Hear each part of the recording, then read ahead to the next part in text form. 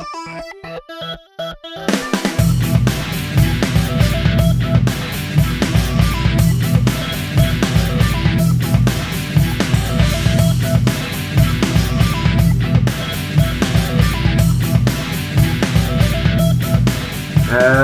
and welcome to Nerd vs. World episode 81, A View to a Nerd.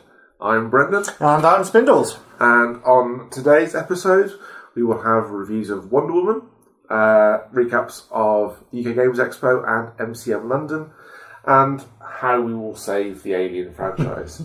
You'll notice there's no review of Baywatch, despite me promising it last time, because in the end, I decided it just wasn't worth it. He was just too intimidated by it. Yeah. Just its artistic integrity and all that. Exactly that. That's why I didn't go and see it. It's been a busy couple of weeks. So yeah. It has indeed. So we start with MCM, I guess. Yeah, sure. Okay. Well, I'm just jealous and want to hear about how amazing Sean Maher was, essentially. it was a very, very good interview. Was that the first one of the day? Or was that the second one of the day? I think that was the first interview of the day. We were expecting Summer Glow as well, but sadly, as she's pregnant, she was doing a kind of cut down schedule, which is fair enough. And had she turned up, she would have ended up catching something horrible from the dripping air conditioning unit in the ceiling anyway. Yeah, that's an ongoing theme in all of our videos. Yeah, it is. One of the funniest ones is the NCIS LA guys, Eric Christian Olsen. He was hilarious during that interview. So, yeah, it was really good. Sadly, again, a lot of the interviews I had booked on the Friday all got either rearranged or cancelled due to kind of various people not being there, getting there late, increased security, and a whole bunch of other stuff. Yeah. So, as kind of knock-on effects of all of the act of terrorism, their security was ramped up really, really high, and some people got caught in it and couldn't make it to interviews on time and things like that, which was a bit of a shame, but just one of those things. Yeah. So I went and recorded a panel instead, which is an author's panel which is about world building, which is an excellent panel, and I will be putting that out on YouTube fairly soon as well. So who did we interview? So we interviewed Sean Maher, and he was brilliant. Talked about Firefly, talked about Much Ado About Nothing, and kind of how to tackle Shakespeare in a contemporary age. Yeah. The NCIS LA guys, 4 of the original 5 Power Rangers I interviewed. Who else? There was a big Star Wars Rogue One panel, which was mainly kind of creature performers and some of the other minor characters in Rogue One. So that was a kind of... and the puppeteer for BB-8, which was kind of cool as well. So, we interviewed all of those. And who else was there? A whole bunch of other people, but I'm still going through all the footage and editing at the moment, so that will all be out on the website soon. But it was good. I mean, it was, again, as always, it was absolutely rammed. Yeah. They were completely sold out on all weekend tickets, completely sold out on all Saturday tickets, so it was basically then they were saying, if you don't have tickets, then don't set out, because there were non-spare on the door at all on the Saturday. It was a fantastic event, as always. Thoroughly enjoyed it. Cool. I think I've watched the Sean Maher panel on our website. I watched the NCIS one as well, but I don't watch the show, so I don't get it quite so much. But the Sean Maher panel was really, really good. And kudos for getting him the 1-1 Firefly question. Thank you very much. You almost see his eyes light up. Well, I know, and that was kind of why I wanted to do, because it felt very much like it was, it's all going to be about Firefly, or it's all going, when's Firefly coming back and stuff. So I thought I'd change it up a little. And it was a really good story that he came out with after that. Yeah, it really was. So it was an excellent little interview. Really enjoyed that. Cool. And then, of course, the following weekend, you trekked up to Bren for the Games Expo. Well, you trekked up first, so you were there for the press preview on the Friday. I was there for the press preview on the Friday morning. Yeah. I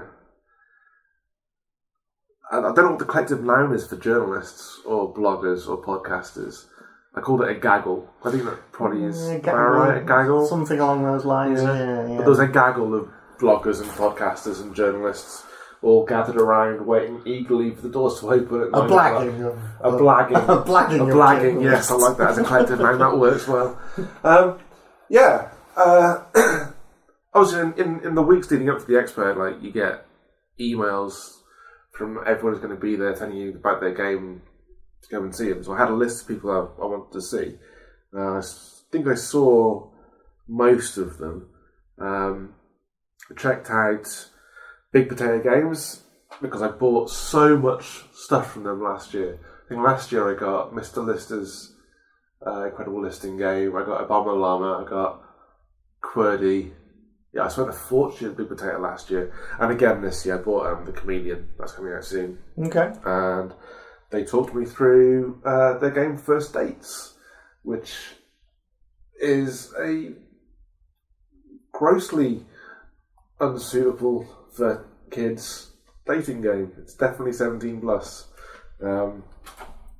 where you play in couples, and each couple does a whole Mr. and Mrs. thing based on starter, main course, and dessert stages of a meal. And the questions at each stage get gradually more and more personal. So at the starter stage, the question might be, who has the most useless knowledge? And then in your couple, you decide who it is. And then the other couples decide whether you would agree or disagree when your answers are revealed. And that goes all the way through to, like, dessert, where the questions are things like, who is more likely to be aroused right now, or who is more likely to thrive in Nazi Germany. So it's quite a risque game. Okay. It's definitely for the Cards Against Humanity, alcohol-infused party crowd. But it sounds like a lot of fun. But I love Big Potato Games. Like I said, I buy nearly everything they put out, so that's great. I saw Tinkerbot Games in Ghostel. That was a pretty interesting game. Semi-cooperative, semi-competitive. There are some things we have to work together on, but otherwise you don't. You play ghosts in an old abandoned mansion that's been turned into a hotel, and each day you have to work together to scare the people out of the hotel. You get points based on who you scared. But the one I was most looking forward to, and the one that I was pimping out the entire weekend long, was Temp Worker Assassins. Yes. Like, I literally had people overhear me recommend that game to friends and go, "Are you on commission?" Whenever I hear someone talking to you about what games to check out, you always say Temp Worker Assassins. What's the deal there? Like, no commission. It's just like, I got the email from them, and they just very politely explained that their game was about temps murdering full-time employees. I was just like, I will see you first thing Friday morning. This sounds amazing, and it was. It's a deck building game with worker placement elements, essentially. So it adds massive replay value. Like, 5 rooms of the office that you're working in are set. The other 4 or 5 can vary from game to game, and they'll give you bonuses for combat against the full-time employees based on where you position your meeples. We've got a couple of copies to give away on the show, so look out for the Twitter. Well, follow us on Twitter for more details on that. But yeah, I kept going back to that Freebie game. alert! Yeah, I kept going back to it. Like, every time I walk past, I'd stop and talk to them. Like, Adam is the artist, and he's an incredibly fun guy. Like, his art is incredible. That's one of the things that drew me to the game in the first place. And Dave, the designer, has designed a really, really slick game. Yeah. Megan ended up going and playing it as well, and she thoroughly enjoyed it. Just everything is on message. Everything is on theme in that game. Like, the rule book is the employee handbook. It's just little things, little details like that. Just maybe just absolutely fall for it. So yeah, bought a copy, like, more or less on the first playthrough. Like, yeah, I'll have a copy of that, please. Awesome. Oh, what else did I play? I played Subterra from ITB Games. If you're familiar with the podcast, you'll have heard of ITB Games before. We playtested Molecular for them way back in the day. So Subterra is a tile-based game. You basically play a group of cavers, spelunkers, essentially, who have got trapped underground. You have to get out. Okay. But there's horrors in the cave system that you're in, so it feels like Descent, the board game. Awesome. The movie Descent. Yeah, The Descent, yeah. Yeah.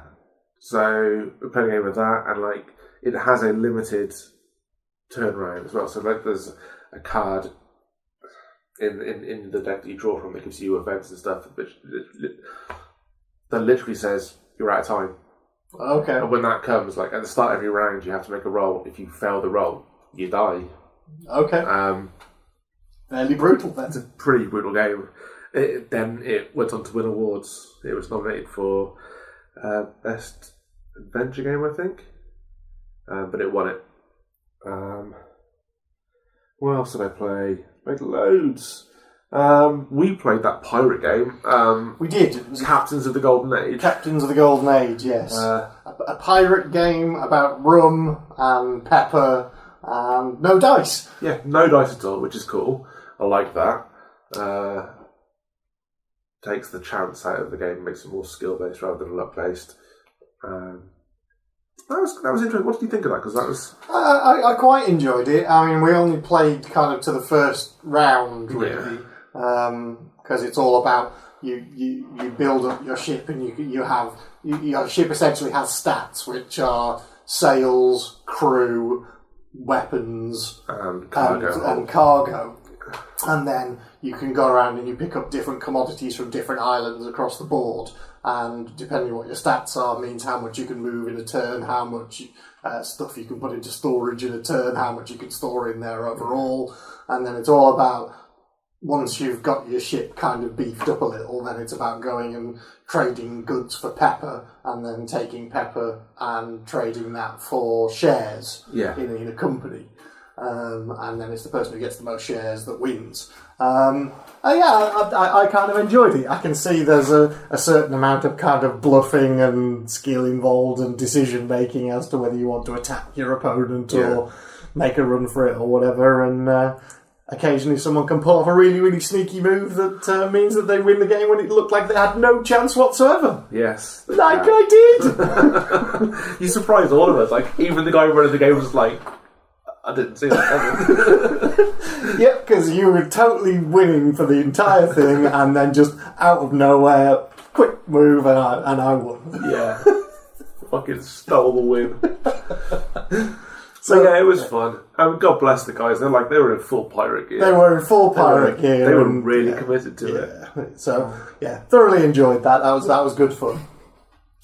I'm looking at my list of other games I've made. Oh, Perfect Crime. Yeah. Played Perfect Crime. Yeah, you told me about this one. This is the bank heist one.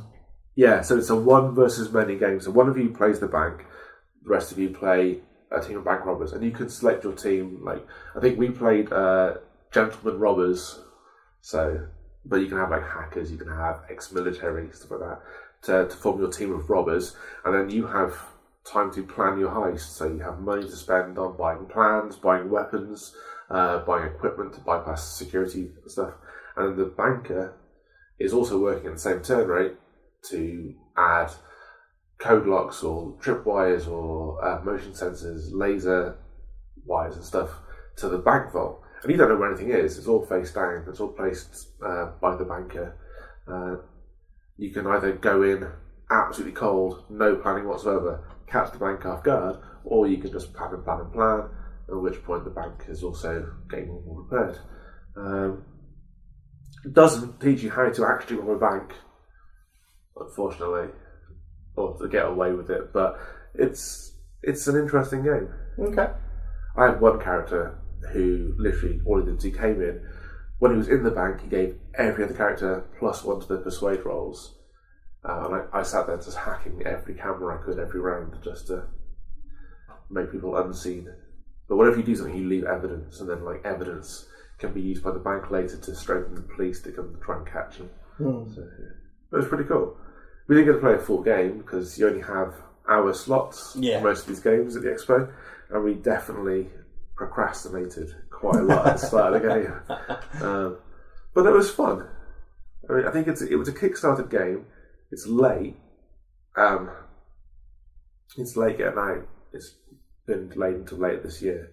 But the game itself is working perfectly. It's just like cosmetic things they're changing now. Like they're lightening the artwork. It's a little dark on the print at the moment, but mechanic-wise, it's perfect. Yeah, I was interested by the amount of kind of kickstarted games that were there.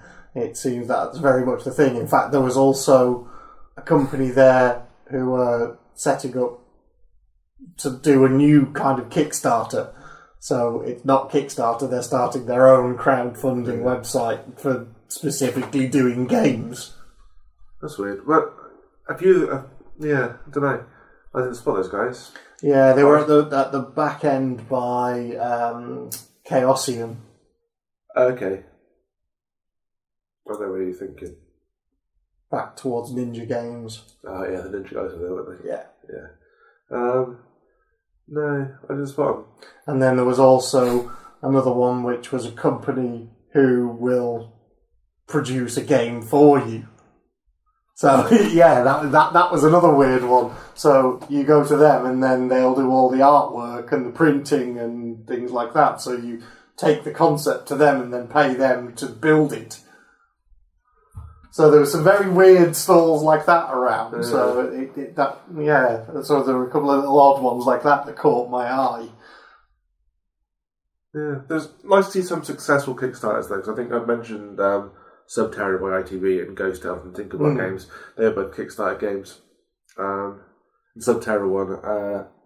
Chameleon won Best Party Game. That was another Big Potato game that I have in pre-order because it's Big Potato. So of course I do.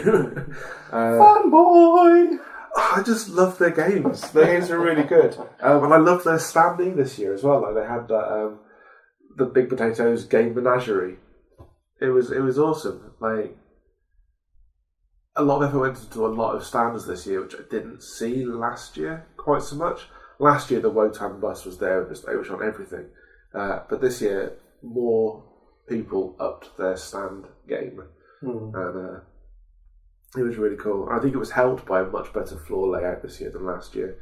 The main stage was off in the corner rather than in the middle of the hall, so there was less noise pollution from the stage over what you were doing. I meant that, like, in the centre of the hall, you weren't getting lost in a crowd of people who were actually watching something. So getting around was easier. The hotel felt dead on the Friday, which was kind of weird, and it still felt pretty quiet on the Saturday. It's usually rammed in the hotel because you haven't been before, have you? No, it was my first time there, and I think, judging from what you said, it's because the kind of tournament gaming was moved into one of the other halls. Yeah, Hall 3A had all the gaming this year. Like, first time I went a few years ago, they had to put a marquee for the X-Wing tournaments, and then like they had one of the halls in the Hilton for the other games, like the Catan Championship that I was playing in.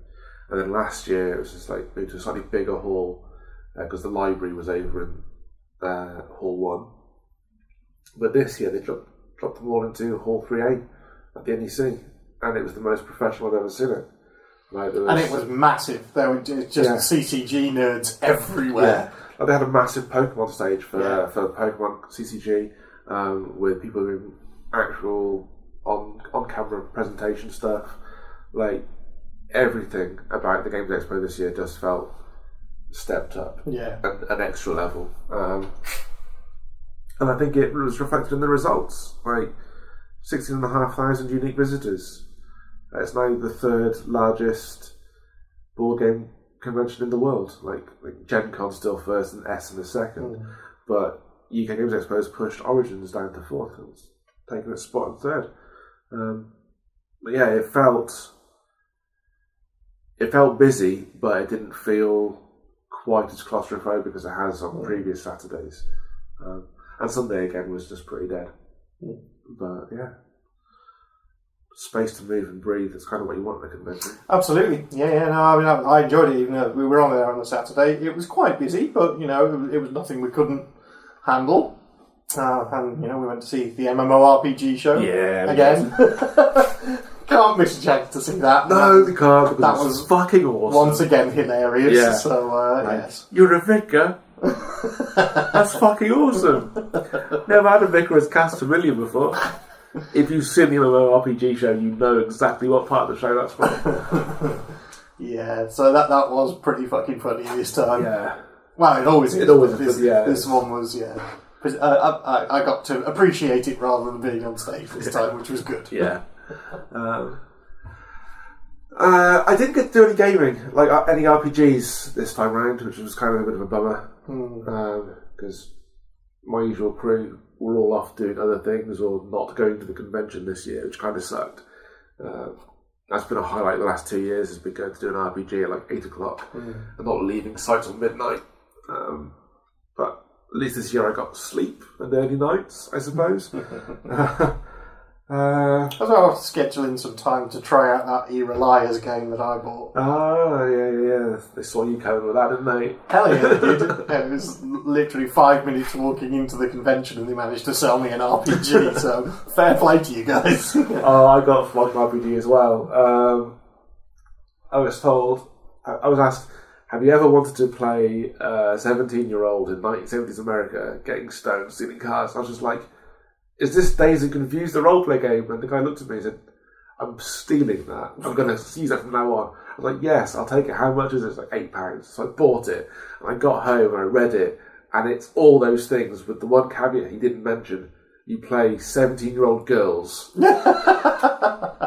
Okay. You play 17-year-old girls in 1970s America stealing cars and doing drugs and getting high and stuff. And I was just like, fuck it. I've played worse. Fair play. So I've got that. It's a little book called Velvet Glove. Probably was a clue in the title. Yeah. But yeah, so I bought that. I'll give that a shot at some point. Yeah, so I think I'll have to crack out that E-Reliers because it sounds like it's a lot of fun. It's about kind of bragging and storytelling in a tavern. So it's kind of my kind of game. Lots of blagging and improvisational storytelling. I played a roleplay game recently. This reminded me of it, where you play orcs, and each orc has a patron god, and the gods fucking hate you. They just hate you. So they're all trying to curse your rolls and stuff, and the other players make it harder and stuff. I don't know what the system's called. I will have to find out what the system is called and let you know, because that's all about narrative rather than mechanics. So it was really fun. We actually recorded our gameplay session of that because my roleplay group was trying to try out the whole recording our roleplay games idea. So we tested it with that. Kind of worked. Cool. We'll see how it goes. And then lastly, I guess I've gone through nearly all the games apart from Shahrazad and the Lost Expedition from Osprey Games. Yeah, yes. Which I kept bothering Emma to teach me how to play, but I ended up having to teach her how to score points and play Shahrazad. Because you're a massive nerd. Which, to be fair, it wasn't her game. She developed the Lost Expedition, and we played that and we lost both games. And then we played Shahrazad on the Friday, which is really sweet. I like Osprey Games as well. I'm probably as much a fan of them as I am Big Potato, I think, but for different reasons. Open's Raven last year, I raved about, and that's just so quick and easy to play. And Shahrazad had me thinking all the way home, because we played the first game and we sucked. Basically, you have to tell a story, and you score points based on the number of same coloured tiles you have, because that's the whole cohesion element of the story you're trying to tell. And in the first game, I think we got like 4 points, which by their scoring system is shit. And then like 5 to 24 points is the next level. And for the next 2 games, we got 24 points. And all the drive home, I was thinking, how can you get 25? Because it seems fairly obvious that the base mechanic is you're not allowed to have more than 3 tiles in a column. You have to go ideally in numerical order from 1 through 21, because if any number is lower than the number to its left, then that tile gets taken out of the story. So ideally you want to keep 1 to 21. And so 7 columns of 3 seems the perfect amount. But we kept doing that, and we still didn't get past the second rank of scoring, which was just a mediocre story. So there had to be other ways. It kept me thinking, and I never got a chance to play it again, because whenever I went to the table, she was demoing it for somebody else. I was like, no, demo it for me. I want to play it some more. But the artwork on it is incredible, and the whole feel of the game is really, really nice. And it has a solo mode as well, so you can play it on your own. Cool. The only other one I will mention is Unlock, which is one that I'd played before the expo, and they had a stand there where they were demoing it. And it's essentially an escape room in a box game. This seems to be a kind of a burgeoning genre, because we saw other ones that we did. one-shot only games, because you have to fold the things and use them, so you could only actually play the game once. And they were £12 a pop as well. Yeah, I know, which was a bit much, but whereas Unlock I got for 25 quid, and it's 3 games in it, and you can play them as many times as you want, although, you won't get as much out of it as next time. But essentially it's an escape room with cards that you can then use together, and you have an app for a mobile phone or a tablet or whatever, and you use that to enter codes in that you discover during the game, and that allows you to escape, and you've only got a certain amount of time to get out before it finishes and you've lost. Okay. Yeah. I need to play that with you at some point. Yeah, it's pretty cool, and we'll get set up and we'll do a game of that one day. So we'll have a board games day around here at some point, and have a bit of fun. Cool. I think that's everything I saw. I'm sure that's all I played. There's quite a lot of games. There was loads of other ones that we looked at quickly and had a little bit of a watch of play tests of things, and went and bothered the Ninja Games ones. Yeah, Tiger wanted some more miniatures. She wanted some more soda pop miniatures. Yeah. And then I spent a little time at the Chaosium looking up my name in the credits at the back of the book. In the latest print of the Call of Cthulhu rulebook. Because I'm in there. Yeah. Nice. I like that game. Oh, I love it. Cthulhu is one of my favourite games of all time, which is, it was a no-brainer for me when they did a Kickstarter for it. I was like, take my money. I love Cthulhu. That's all the games. Yeah. Cool. So lots of fun had, and I guess, we'll be ramping up for next year's. Well, yeah, they've already announced it's going to be bigger next year. I think they've got Hall 2 rather than Hall 3A at the NEC. And they're saying that the surrounding hotels, rather than just the Hilton Metropole, will have stuff going on as well. Awesome. But yeah, it was an awesome weekend. The best one I've been to. Far and away. Cool. I think that's maybe because I didn't spend the entire Saturday locked away in a Catan tournament this time. The last 2 years I've been in the Catan National Championship, so this year I was just like, no, I'm going to go and see things this year. Fair enough. Awesome. Right. So, reviews. Wonder Woman. Wonder Woman, yeah. I've still not seen it yet, so sell it to me. Okay, so it's good. It's close to being very good, but it's not great. It's definitely still a flawed film.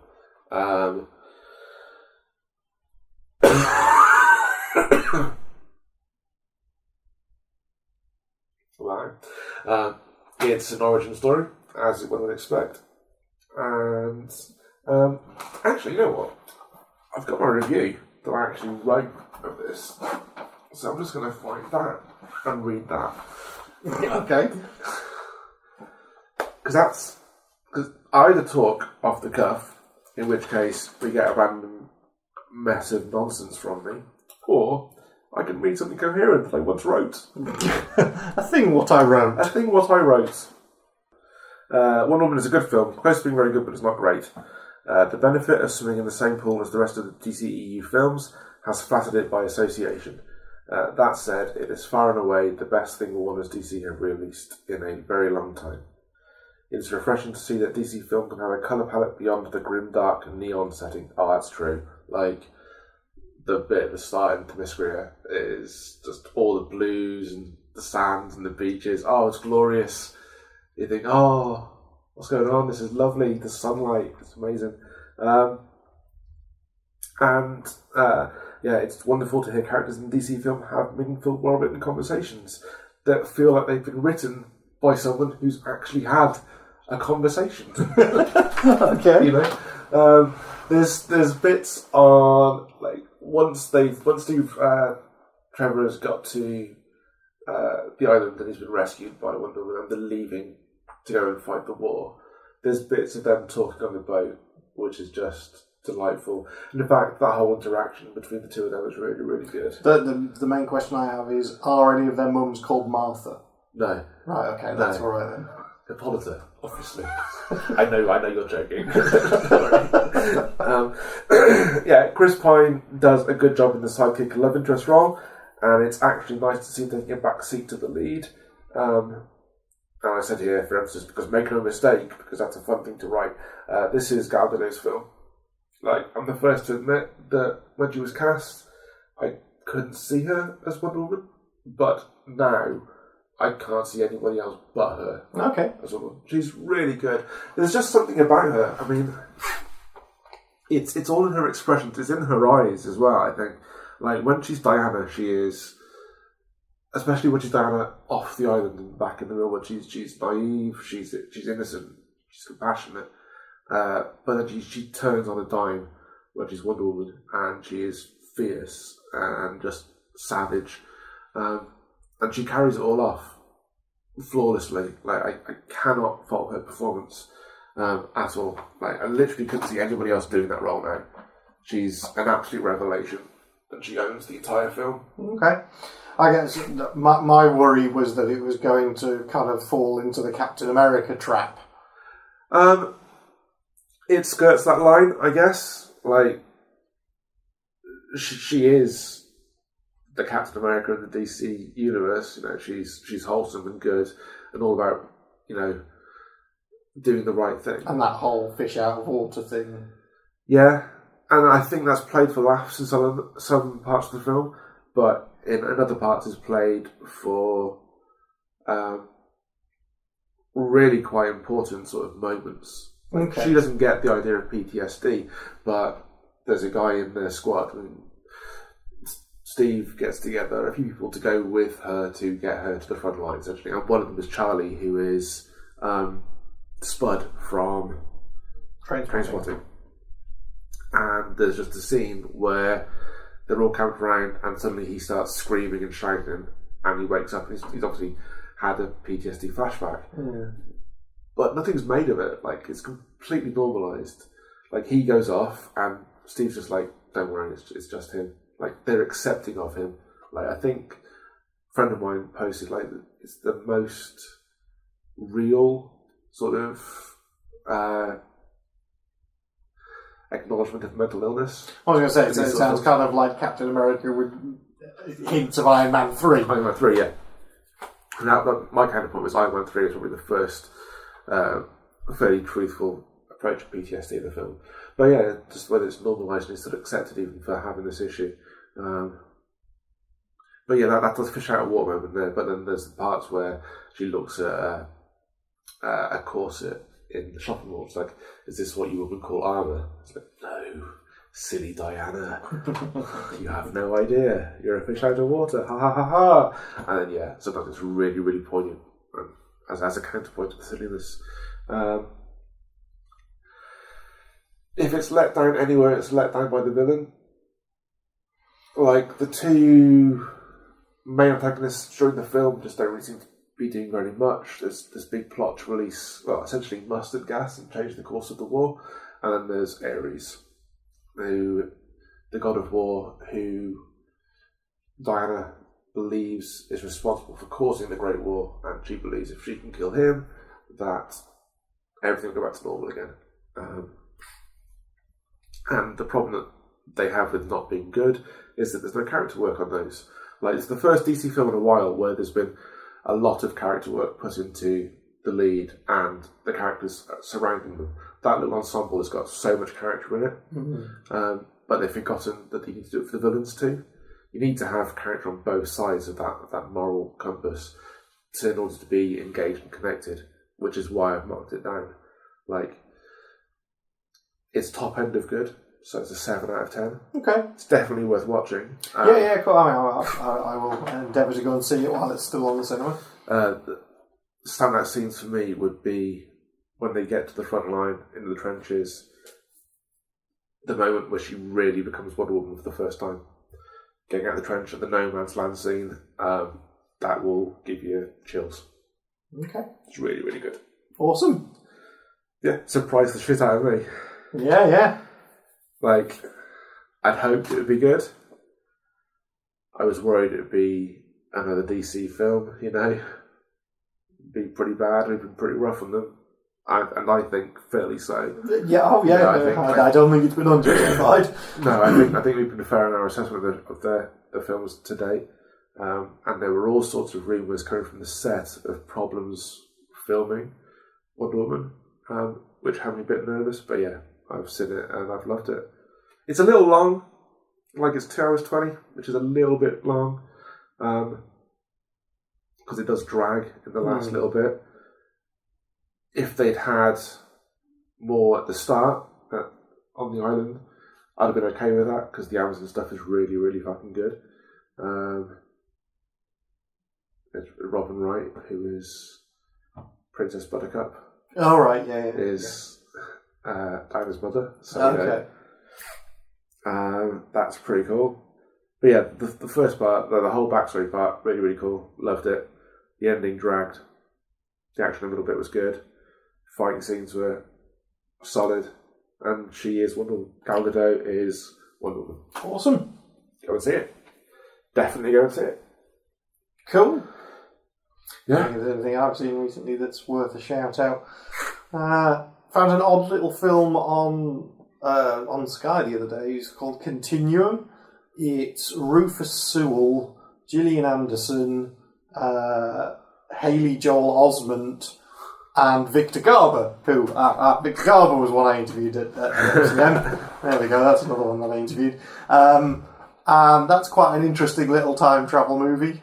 So I enjoyed that one the other day. It's nothing to shout home about. It's just that Rufus Sewell goes missing, and it turns out that he's gone back in time, and then it's all about his son trying to change it all, played by Haley Joel Osment. Yeah. Netflix or? That was on Sky Cinema. Oh, okay. Caught that the other day, just while I was, just sat with nothing to watch. Just thought, see if I could find anything sci-fi-ish on Sky to watch, and yeah, gave it a go, and it was alright. Cool. I'd give it a kind of a solid 6 to 7 as a time travel movie. Sweet. Hard to do. Yeah. Hard to do well. Oh, and I started halfway through 13 Reasons Why at the moment as well. Yeah. Yeah. I'm just on episode 7 now. It's okay. I find the main character really irritating. Or Clay. Yeah. I find him very, very irritating in how he reacts to things. Yeah, I stand by my original assessment of that series. Like, doesn't really do enough to actually tackle the issue of suicide or teen suicide. Making the drama out of it doesn't really address the issue properly. I like the way a lot of it is shot. It's very clever in its kind of cinematography and the way it's put together. But just the main character, I don't like him. Yeah, that's fair. Okay, that brings us to the talking point. Yeah, how we'd save the Alien franchise. Because if you listen to our last episode, you'd know that I didn't like Alien Covenant. Mm-hmm. Not one bit. I hated it less than Prometheus, but you'd be hard pressed to find anything I'd hate more than Prometheus, to be honest with you. And if you've listened to the show for a while, you'll know that we did have 5 films we have to see. Mm-hmm. And Alien was first and foremost in my list, because I love it. So, been thinking long and hard about this. First point to make is I'm going to make several assumptions during this pitch, which I will explain. Secondly, I feel the thing that's been missing from the last couple of movies in the canon, like Prometheus and Covenant, has been character. I've listened to Ready Steady Cut podcast, I listened to Jono talking about his review of Covenant, and he said the cardinal sin was trying to explain where the alien came from, and I agree. That's part of the problem with Prometheus and Covenant is explaining its origin. The other cardinal sin is the lack of character. Like, say what you will about Alien 3 or Alien Resurrection, and from my point of view, I actually enjoy Alien 3 quite a lot, but they've got memorable characters.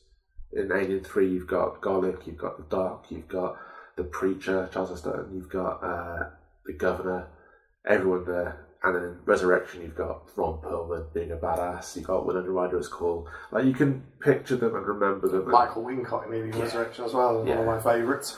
That's the leader of the crew of the Betty. Yeah. Like, you remember them and you're invested with them. You can kind of recall how they die and you're rooting for them to survive. Whereas in Covenant and Prometheus, just really don't give a Similarly to Alien versus Predator, you don't care. You don't care. A character is really important.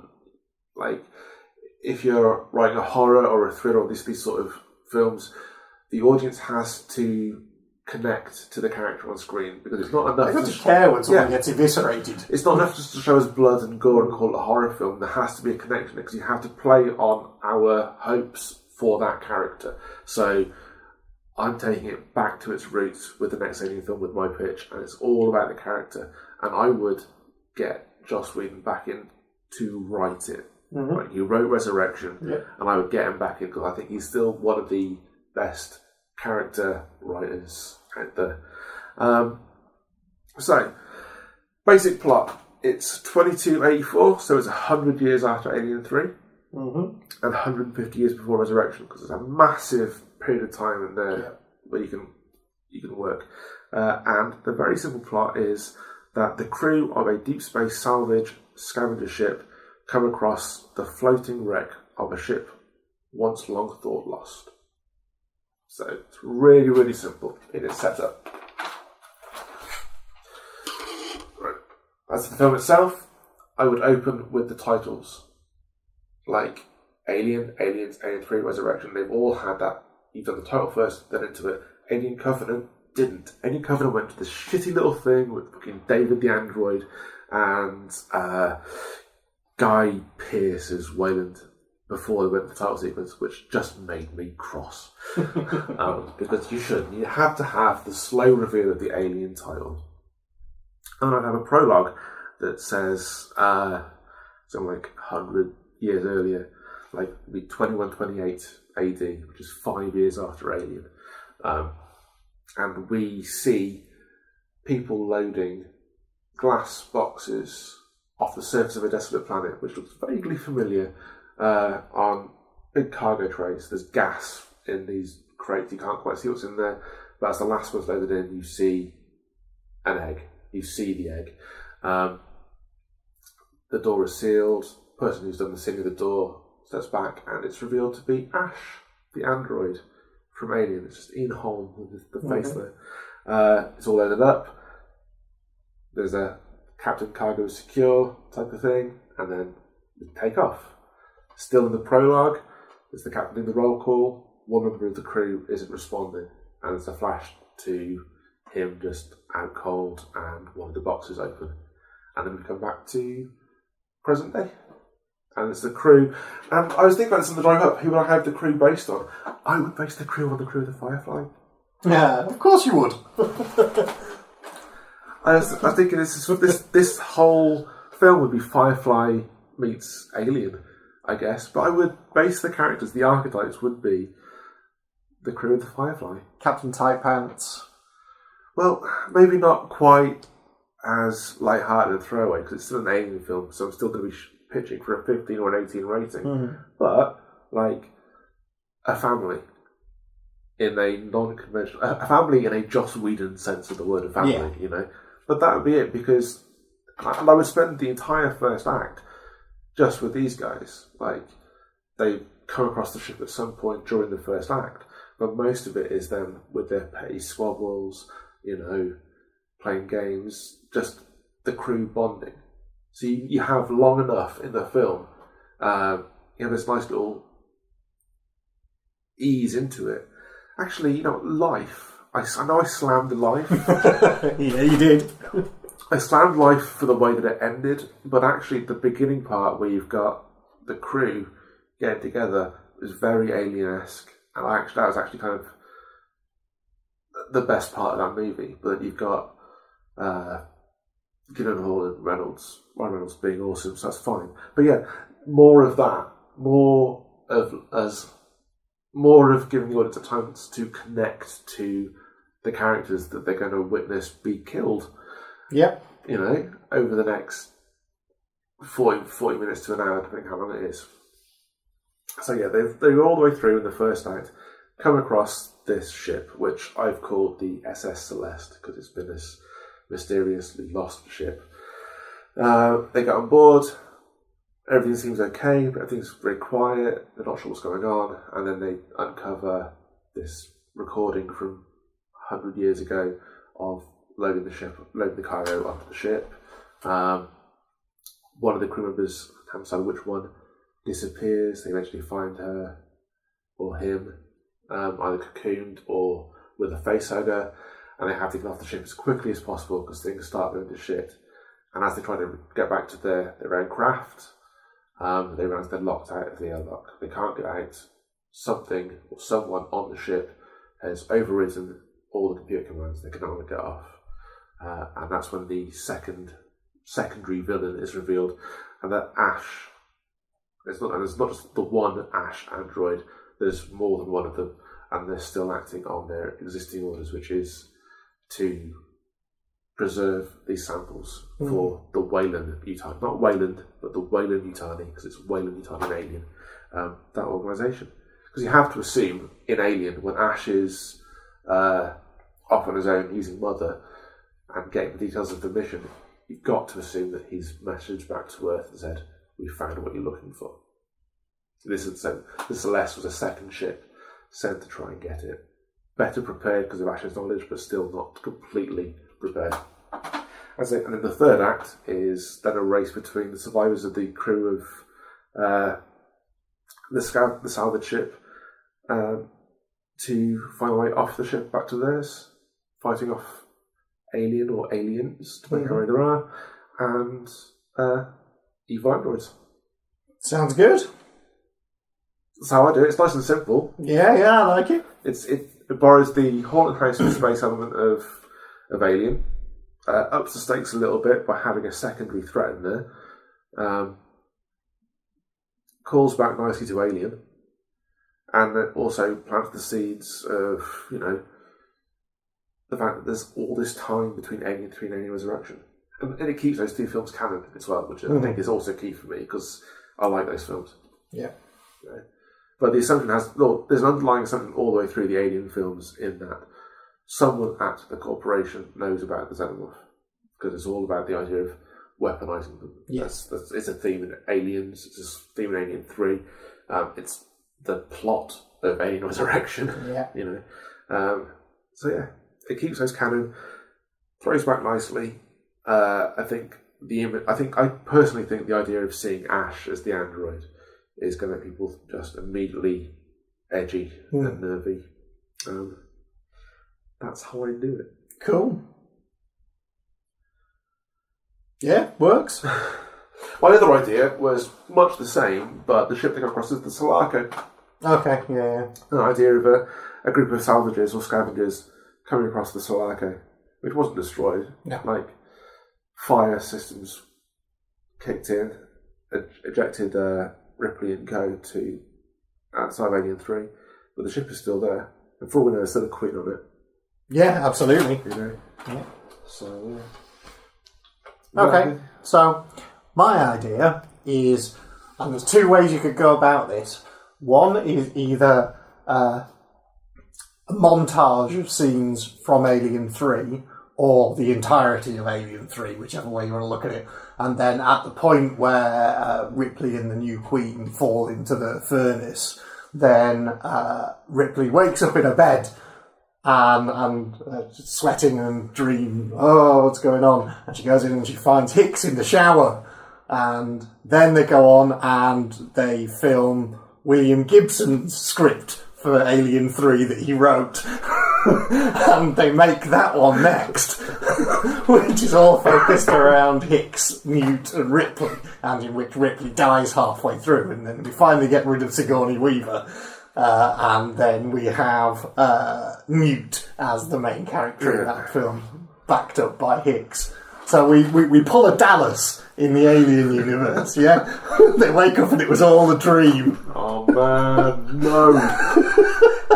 Hard pass. Hard pass. No? No. So cheesy. It's like on Doctor Who this week. Well, it was either when that he or... faked his regeneration. I was like, oh, you dick. Well, it was either that or it was, you have Ripley wake up and then find the alien queen in a shower. That was my other idea. What? What do you want?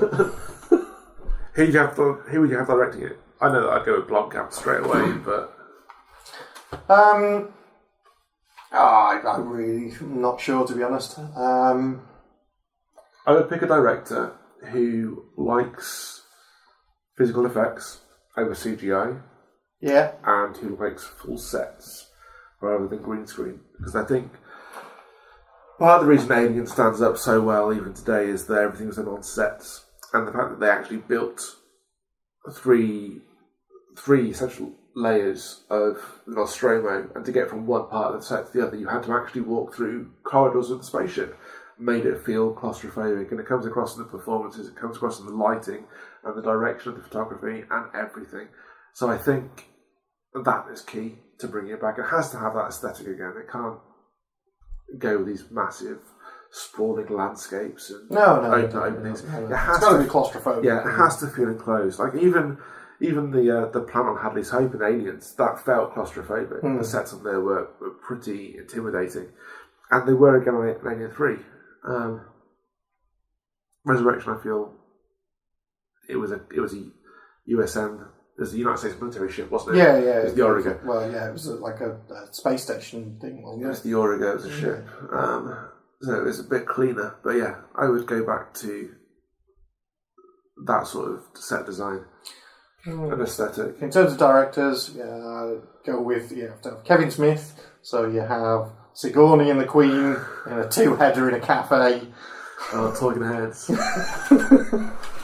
Danny Boyle was on board for Resurrection. Yeah, cool. It'd be an interesting choice of director for a film. Oh yeah, absolutely. I think it absolutely has to be anyone but Ridley Scott. And it can't be James Cameron or David Fincher, although I'd like to see him get a proper chance with it. Something like Neil Marshall, maybe. Yeah, curious. Yeah. That was the whole fun of the Alien franchise, was it gave a new director a chance to put their spin on their story. But yeah.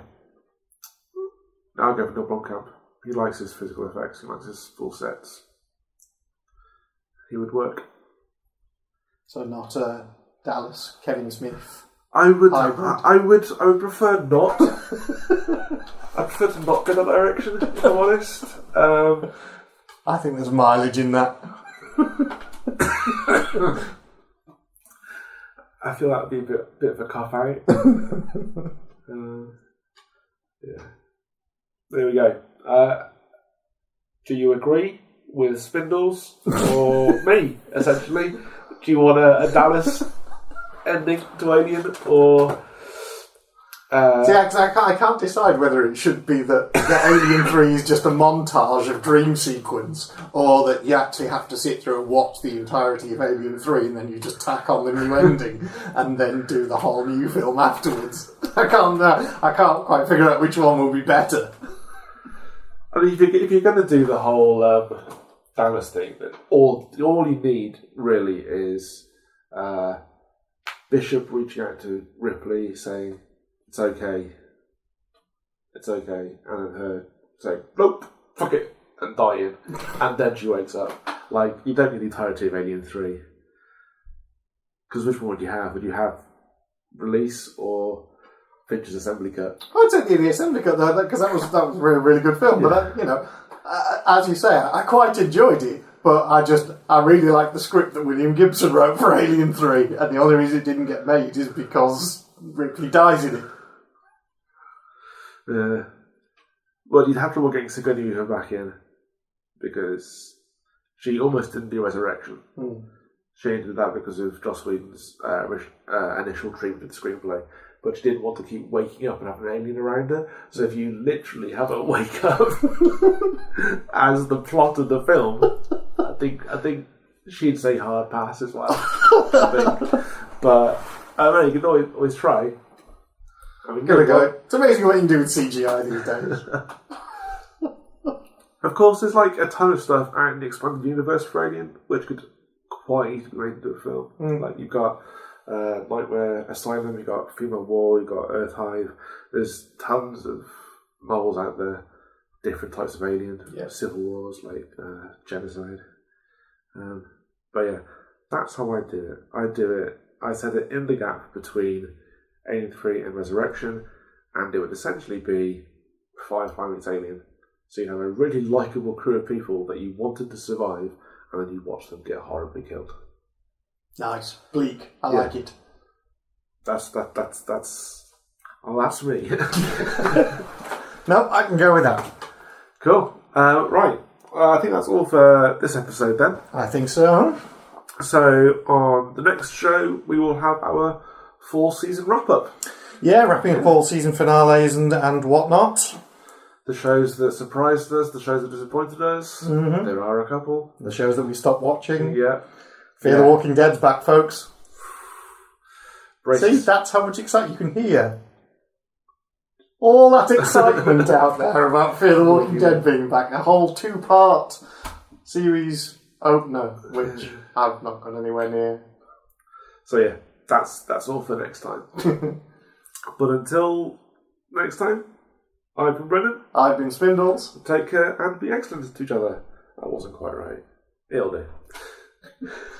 It will. Ta-da!